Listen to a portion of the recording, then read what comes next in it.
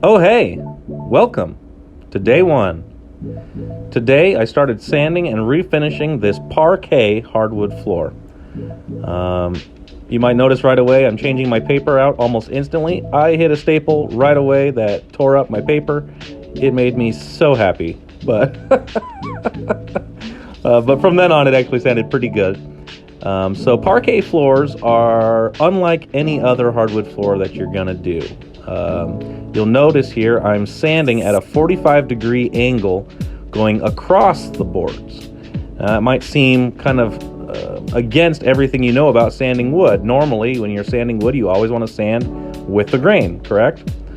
Well, this one's different. As you can see here, the grain of the wood crisscrosses. Some of it runs north-south, the rest runs east-west.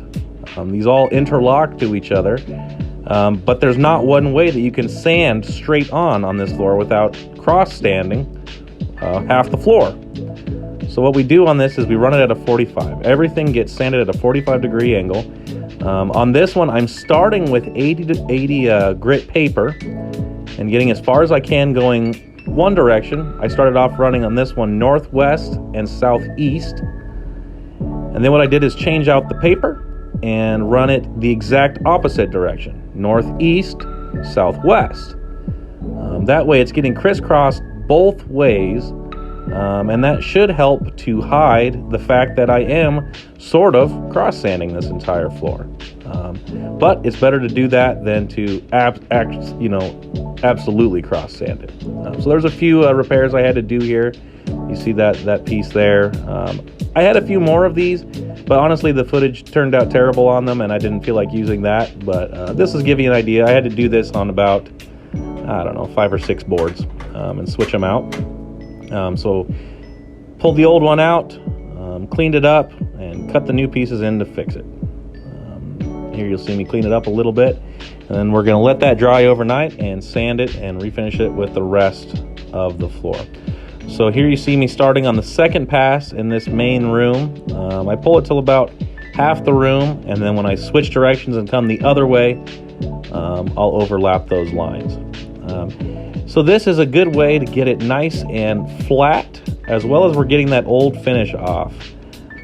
Throughout this floor, we're going to end up double screening this floor.